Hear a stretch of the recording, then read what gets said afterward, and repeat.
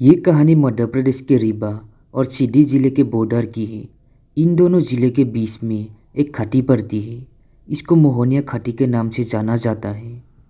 ये एक बहुत ही सुनसान खाटी है। इस खाटी से होकर रीवा के लोग सीधी जाते हैं तथा सीधी के लोग रीवा आते हैं। दिन में भी ये खाटी डरावनी लगती है। यहाँ पर खाटक मोड़ है, जिसके वजह से इस खाटी में आए दिन जानलेवा एक्सीडेंट होते रहते हैं। रात को इस खाटी से निकलना जान को जोखिम में डालने वाला काम साबित हो सकता है।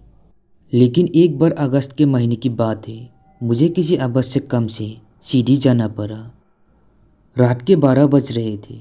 मैं थोड़ा डरपोक किस्म का आदमी हूँ, इसलिए मैं थोड़ा डर रहा था, लेकिन जाना बहुत ही ज़रूरी था।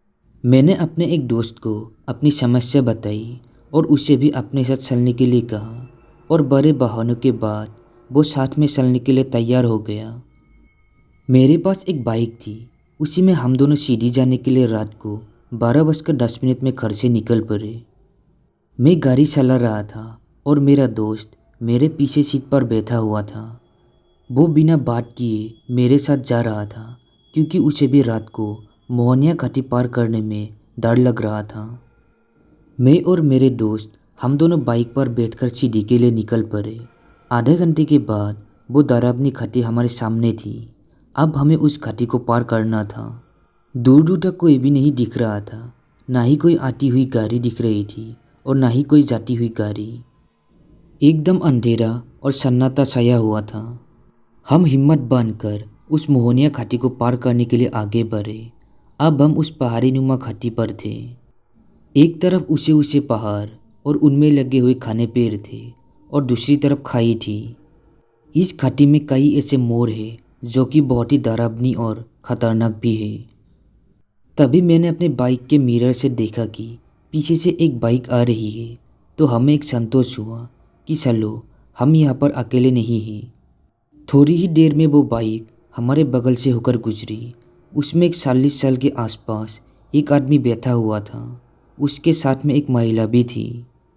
उसका पल्लू हवा में उड़ रहा था। मुझे लगा कि कहीं उसका पल्लू गाड़ी में फंस ना जाए और वो दोनों किसी दुर्घटना का शिकार ना हो जाए। इसलिए मैंने गाड़ी की रफ्तार बढ़ाई और उनकी बराबरी में आकर पीछे बैठी हुई महिला से कहा, बहन जी, आपका पल्लू हवा में उड़ रहा है, कहीं गाड़ी में फंस ना जाए, तो आप उसे संभाल लीजिए। मेरा दोस्त मुझे डांट रहा था कि इतनी रात को क्या ज़रूरत थी समाज सेवा करने की। पता नहीं कौन अनजान लोग हैं, क्यों रात को अनजान और डरावनी जगह पर अजनबियों से बात कर रहे हो। मैं उसकी बातों को सुनते हुए गाड़ी चला रहा था और आसपास के डरावने पेड़ों को और सुनसान पहाड़ों को महसूस करके अंदर ही अंदर डर रहा था। तभी पीछे से वही बाइक वाला रफ्तार के साथ अपनी गाड़ी को चलाते हुए मेरी बराबरी में आया।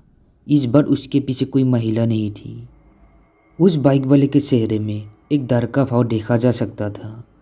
इधर मैं और मेरा दोस्त दोनों डर गए थे कि उस बाइक वाले के साथ वो महिला क्यों नहीं बैठी है जो थोड़ी देर पहले उसके साथ थी।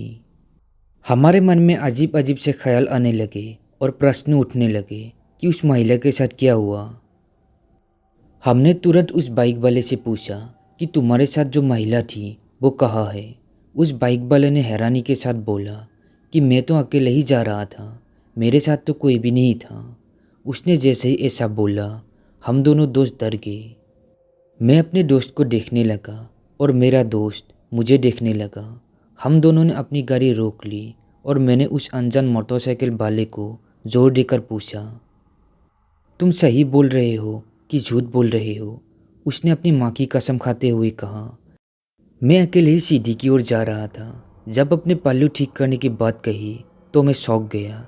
इसलिए मैं आपसे पुष्टि करने के लिए आपके पास आया हूँ कि आपने मेरे साथ किसे देखा है। ये सुनकर मैं और मेरे दोस्त ने भी कसम खाते हुए उस बाइक वाले से कहा कि हमने तुम्हारी गाड़ी के पीछे बैठे हुए एक महिला को देखा है। अब हम तीनों बहुत डरे हुए थे। तभी हमने एक जोर की हंसी सुनी। हंसी वाली दिशा में हमने देखा तो पाया कि वहाँ पर एक विशाल पीपल का पेड़ था। उस पेड़ में एक मानवीय आकृति बैठी हुई थी, जिसकी जोर जोर से हंसने की आवाज़ यहाँ तक आ रही थी। हम तीनों डर गए और जल्दी से अपनी गाड़ी स्टार्ट करके रफ्तार से चलाने लगे। जब भी वो दूसरा मोटरसाइकिल वाला हमारे बराबर पर आता तब उसकी बाइक पर हमें वो महिला बैठी हुई दिखाई देती। हम डर के मारे अपनी गाड़ी को और तेज करके उसके आगे निकलते। वो गाड़ी वाला भी स्थिति को भाप गया था और इसलिए वो भी अपनी गाड़ी को रफ्तार बढ़ाकर हमारे आसपास ही रहने की कोशिश कर रहा था। लगभग आधे घंटे के जद्दोजहद के बाद हम मोहनिया घाटी के दूसरी तरफ पहुंच चुके थे। उस घाटी के दूसरी तरफ एक हनुमान मंदिर है। वह पहुंचते ही उस भूतनी का छाया अब हमसे दूर हो चुकी थी। जो गाड़ी हमारी फारी चल रही थी अब वो फिर से ठीक चलने लगी। हम सब उस मंदिर में सुबह होने तक रुके और 5 बजने के बाद हम लोग वहाँ से निकल गए। उस दिन के बाद से अब कभी भी मैं देर रात को सीधी मोहनिया घाटी से होकर नहीं जाता हूँ।